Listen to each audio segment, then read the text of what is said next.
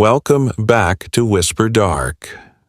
Before I begin tonight's story, I want to say something. Some of the stories I receive are frightening because of what happens in them. The events, the figures in the dark, the doors that lock themselves from the inside.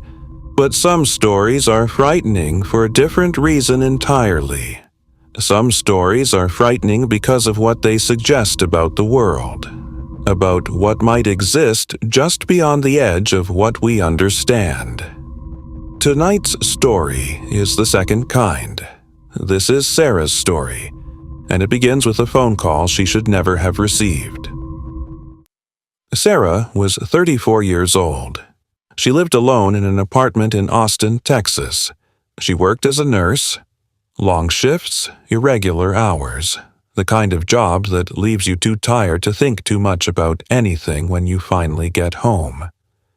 Her sister, Claire, had died 8 months earlier. A car accident on a rainy highway outside the city. Claire was 31. It was sudden. It was senseless. It was the kind of loss that doesn't make any noise at first. It just hollows you out quietly, slowly, over months. Sarah had been managing. That was the word she used. Managing. She still had Claire's number saved in her phone. She hadn't been able to delete it. Every few weeks she would scroll past it and feel the familiar hollow ache in her chest. She never called it. Of course she didn't. The number had been disconnected after Claire's death. Sarah had tried once in a moment of grief, 2 weeks after the funeral. The automated message said the number was no longer in service. She never tried again. Until the night her phone rang and Claire's name appeared on the screen. It was a Wednesday night in February. Sarah had just finished a 12-hour shift. She was sitting on her couch, shoes still on, too tired to move. Her phone was on the cushion beside her. It lit up. She glanced at it the way you glance at your phone 100 times a day without really seeing it. And then she saw the name. Claire. She stared at the screen for a long moment. The phone kept ringing. 4 rings. 5 rings. Her hand moved toward it on instinct, the same way her hand had reached for it 1,000 times over the years when Claire had called to talk about nothing in particular for an hour. She picked it up. She answered it. There was silence on the line for 3 seconds. Then the call ended. Sarah sat completely still on her couch for a long time after that. Her mind was cycling through explanations. A mistake. Someone had acquired Claire's old number and called her by accident. That happened. Phone companies reassigned numbers all the time. That was the explanation. That was the only explanation. She put the phone down. She went to bed.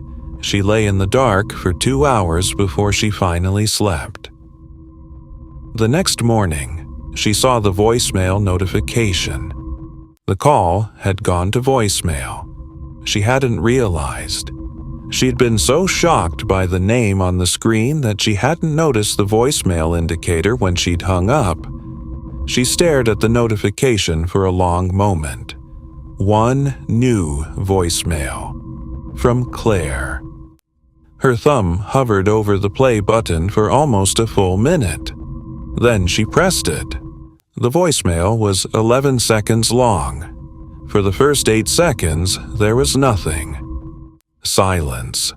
The faint sound of what might have been static, or might have been wind, or might have been something else entirely. And then, in the last 3 seconds, a voice. Sarah later described it this way.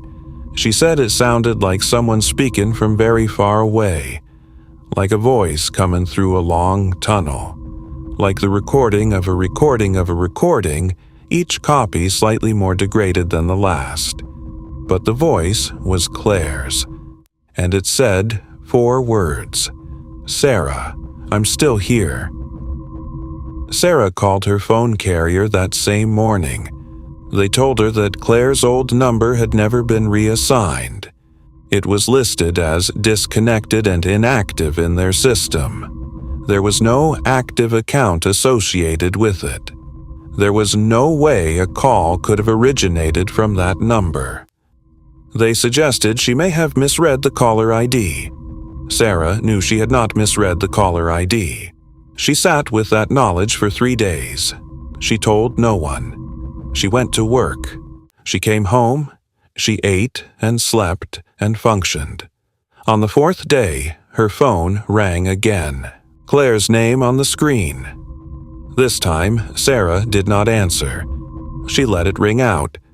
She watched the screen, and when the voicemail notification appeared, she waited 4 hours before she listened to it. This voicemail was longer, 22 seconds, the same distant, degraded quality, the same unmistakable voice. But this time, Claire said more. "Sarah, don't be afraid. I need you to listen to me. There is something in your apartment. I can see it. You cannot. Please, listen to me." Sarah did not sleep that night. She sat in the center of her living room with every light in the apartment on. She looked at the corners. She looked at the ceiling. She looked at the spaces between the furniture. She saw nothing, but she felt something, a presence. The way you sometimes feel watched without being able to say why. She had always dismissed that feeling before as anxiety, as imagination. She could not dismiss it so easily anymore. She called in sick to work the next day for the first time in 3 years. On the 6th day, the 3rd voicemail arrived. Sarah answered this time. She picked up on the 2nd ring, heart hammering, and said Claire's name out loud for the first time since the funeral. The line was silent for 5 seconds.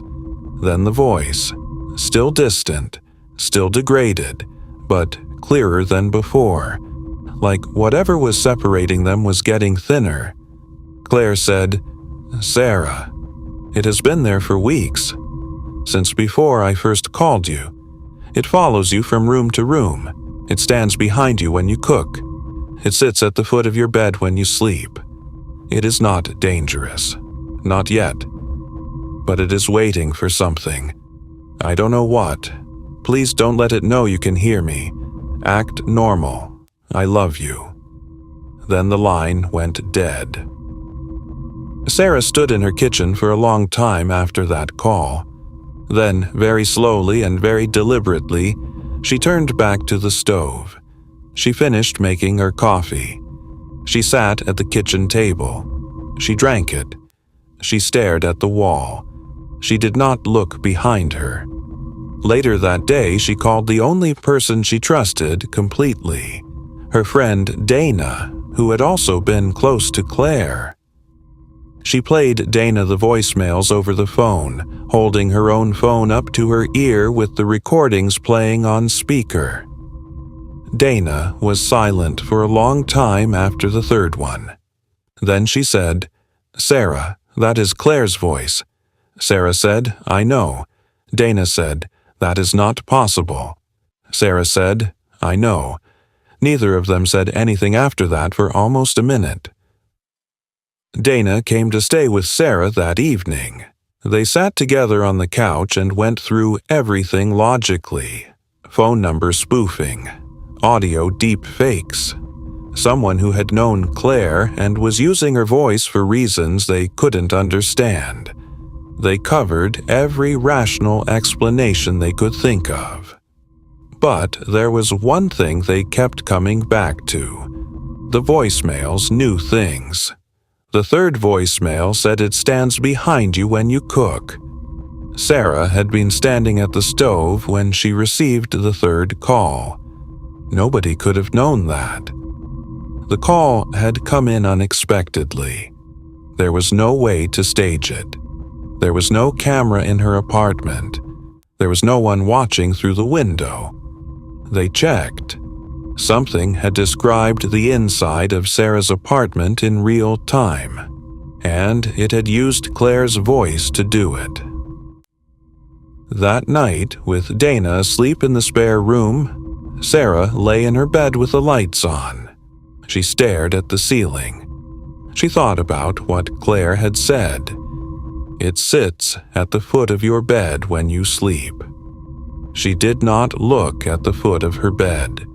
For 40 minutes, she did not look. She stared at the ceiling and breathed, and told herself that whatever she had been telling herself for the past week was true. That there was an explanation. That this would make sense eventually. Then her phone buzzed on the nightstand. Not a call this time. A text message from Claire's number. One word. Don't.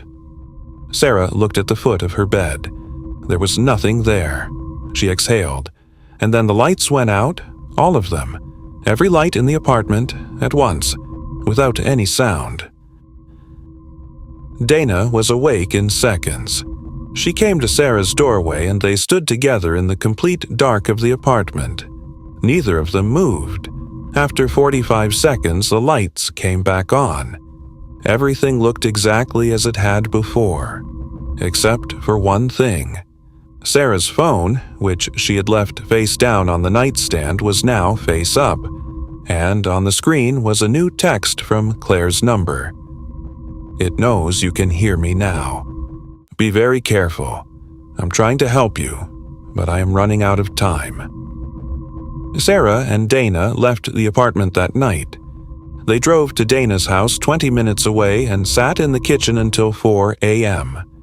Sarah kept her phone on the table between them. At 3:17 a.m., it buzzed again. Another text from Claire. It followed you. They both looked up from the phone at the same time and looked around Dana's kitchen. The room was completely still. The refrigerator hummed quietly. The kitchen window reflected the room back at them. Two women sitting at a table, the dark yard visible beyond the glass. And in the dark yard, just barely visible beyond the reflection, something was standing outside the window, watching them. Dana called the police. 2 officers arrived within 8 minutes. They searched the yard outside the kitchen window. They found nothing. No footprints. No signs anyone had stood there. The officers were patient. They were kind. They suggested exhaustion, stress, grief. One of them said that losing someone close could affect perception in ways that felt very real. Sarah showed them the voicemails. The officers listened to all 3. The room was very quiet. One of them asked if they could send the recordings to a technical team for analysis. Sarah said yes. She emailed the files before the officers left. The technical analysis came back 5 days later. The voicemails were genuine recordings, not deep fakes, not computer-generated. The voice analysis confirmed with high confidence that the voice in all 3 voicemails belonged to a real human being. The report noted one additional detail that the analyst had flagged as unusual.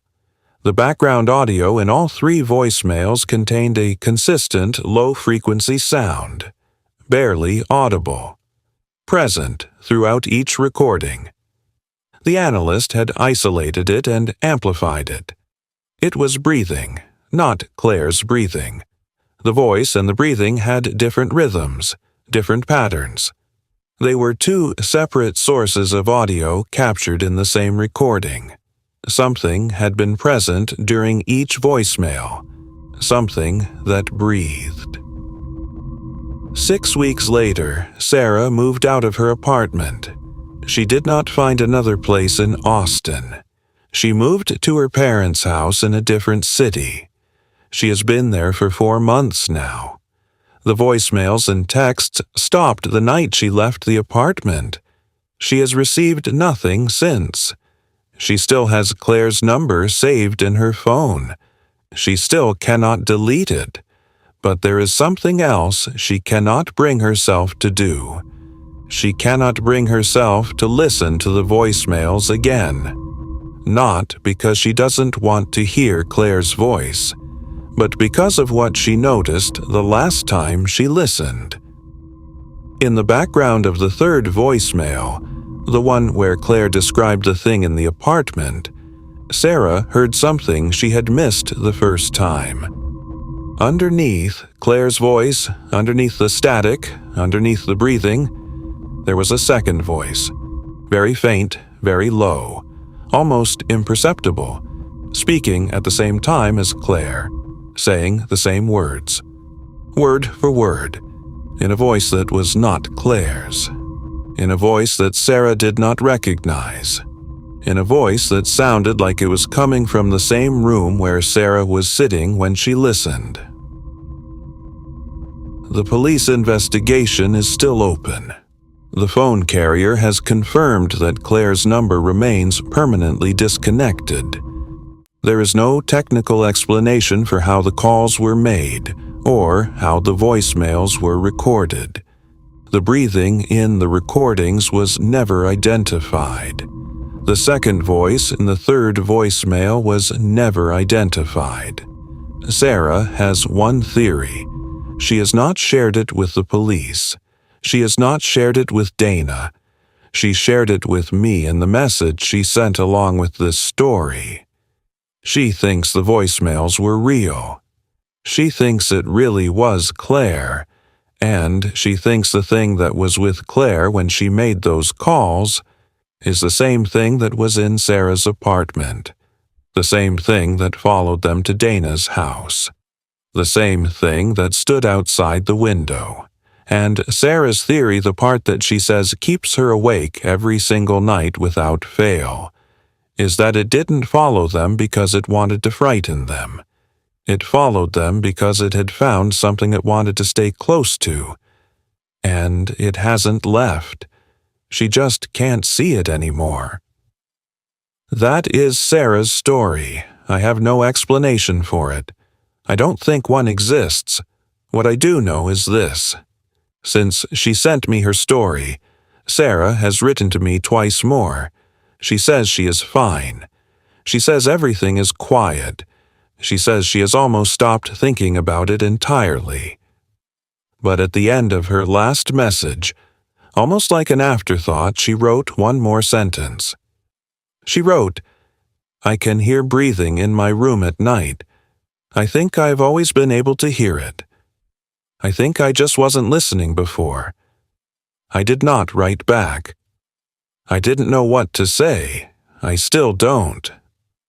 Thank you for being here tonight. If you have a story, something unexplained, something you have been carrying alone, send it to me.